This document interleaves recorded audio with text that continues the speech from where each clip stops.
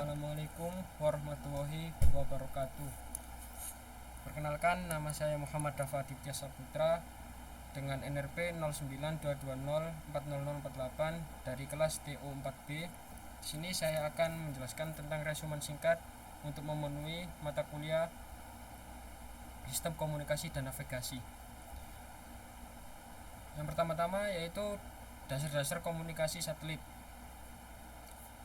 Konsep dasar sistem komunikasi satelit ada 4. Yang pertama yaitu teori dasar sistem komunikasi satelit, yaitu merujuk pada prinsip-prinsip fundamental yang menjadi dasar dari operasi dan fungsi sistem komunikasi yang menggunakan satelit sebagai perantara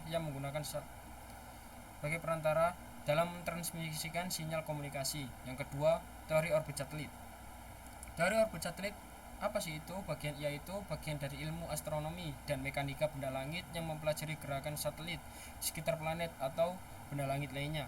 Teori ini mencakup berbagai konsep dan prinsip yang menjelaskan bagaimana satelit bergerak dalam orbit mereka di sekitar benda langit yang lebih besar. Yang ketiga, teori alokasi band frekuensi satelit, yaitu merujuk pada proses penentuan dan pengaturan frekuensi radio yang digunakan oleh sistem komunikasi satelit. Ini melibatkan alokasi spektrum frekuensi tertentu kepada operator satelit dan pemerintah yang mengawasi penggunaan frekuensi tersebut. Yang terakhir yaitu teori teknik multiple satelit, yaitu merujuk pada konsep penggunaan lebih dari satu satelit dalam satu sistem atau aplikasi tertentu. Ide utamanya adalah bahwa dengan menggunakan beberapa satelit yang bekerja bersama-sama, sistem atau aplikasi tersebut dapat meningkatkan cakupan, ketersediaan, layanan, dan kinerja secara keseluruhan. Nah, dari itu semua, apa sih itu sistem komunikasi satelit? Sistem komunikasi satelit adalah infrastruktur yang memanfaatkan satelit buatan untuk mentransmisikan sinyal komunikasi dari satu titik di bumi ke titik lainnya dengan menggunakan satelit sebagai perantara. Sistem ini memungkinkan komunikasi jarak jauh yang efisien. Satelit ada 2, yang pertama satelit alami dan satelit buatan. Satelit alami yaitu merupakan bulan yang telah mengitari bumi sejak terciptanya alam semesta ini. Dan yang kedua, satelit buatan merupakan satelit yang diciptakan oleh manusia untuk melakukan komunikasi jarak jauh seperti antar negara, antar pulau maupun antar daerah. Nah, apa sih keunggulan dari sistem komunikasi satelit itu sendiri? Yaitu yang pertama, cakupan areanya yang sangat luas dan bandwidth yang cukup besar. Yang kedua, biaya relatif rendah dan instalasi jaringan yang cepat. Yang ketiga, memiliki karakteristik layanan yang seragam. Yang keempat, dapat digunakan untuk keperluan telepon, internet, dan pemantauan secara global. Dan yang kelima, meskipun terjadi gangguan di darat, komunikasi dapat tetap terjaga. Dan selanjutnya yaitu orbit satelit. Orbit satelit itu sendiri dibagi menjadi 3, yaitu LEO, MEO, dan GEO, seperti tertera pada gambar. Nah, LEO sendiri apa sih itu? Yaitu Low Earth Orbit, memiliki ciri-ciri ketinggian 500 sampai 1500 km dari permukaan bumi, digunakan untuk komunikasi suara tanpa menimbulkan delay propagasi, dan power yang digunakan relatif kecil. Kelebihan dari LEO ini sendiri yaitu latensi atau delay yang rendah, path loss kecil, dan yang terakhir pengendalian pada stasiun bumi berdaya kecil.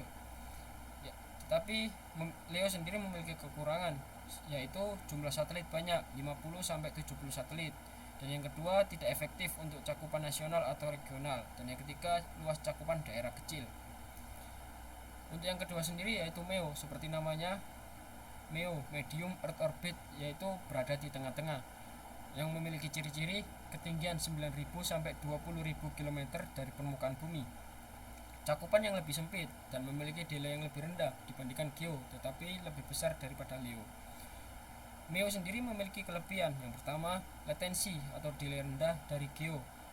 Yang kedua, sedikit satelit untuk menyebarkan dan mengoperasikan dan lebih murah daripada sistem LEO. Yang ketiga, lifetime satelit MEO lebih lama. Untuk MEO sendiri juga memiliki kekurangan, salah satunya yaitu jumlah satelit yang dibutuhkan lebih banyak dibandingkan dengan GEO, tetapi tidak lebih sedikit daripada LEO. Yang kedua, karena lebih banyak dari GEO, maka biaya peluncuran lebih mahal. Yang ketiga, cakupan daerah sempit, yaitu salah satunya seperti lautan, padang pasir, dan hutan. Dan yang terakhir yaitu ada geo. Geo sendiri yaitu geosynchronous Earth orbit yang memiliki ciri-ciri. Yang pertama, ketinggian kurang lebih 36.000 km dari permukaan bumi. Satelit ini disebut geosynchronous karena apa? Yaitu karena waktu yang dibutuhkan satelit untuk mengitari bumi yaitu sama dengan waktu bumi saat berotasi pada porosnya.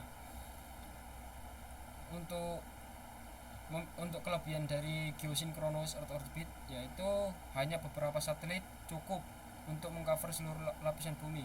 Jadi tidak butuh satelit yang banyak seperti halnya Leo ataupun MEO yang membutuhkan beberapa satelit untuk mengcover lapisan bumi. Tetapi untuk dari Geo sendiri ini hanya beberapa satelit, baik itu satu atau dua, itu bisa mengcover seluruh lapisan bumi. Yang kedua, maksimal lifetime dari Geo ini sendiri yaitu 15 tahun atau lebih dan dimanfaatkan untuk kegiatan komersil seperti pendidikan, militer, dan juga lain-lain. Kekurangan dari geosynchronous Earth orbit yaitu yang pertama membutuhkan power dan delay yang besar, yaitu berkisar di antara 250 milisecond. Dan yang kedua, antena penerima pada stasiun bumi harus berdiameter besar agar dapat menangkap sinyal yang dipancarkan oleh satelit ini. Nah, apa sih tantangan dalam sistem komunikasi satelit itu sendiri? Tantangan dari sistem komunikasi satelit itu sendiri salah satunya ada 3, yaitu yang pertama adanya gangguan cuaca. Kenapa? Karena aktivitas matahari dan kondisi cuaca antariksa dapat mempengaruhi kinerja satelit itu sendiri. Yang kedua, isu regulasi. Adanya peraturan dan batasan yang berlaku dalam penggunaan spektrum frekuensi radio sehingga tidak dapat meluncurkan satelit sembarangan, jadi ada izinnya. Dan yang ketiga, biaya pengembangan, peluncuran, dan pemeliharaan yang sangat tinggi dalam peluncuran satelit itu sendiri. Baik, terima kasih. Sekian dari saya. Apabila ada kurang lebihnya saya mohon maaf. Wassalamualaikum warahmatullahi wabarakatuh.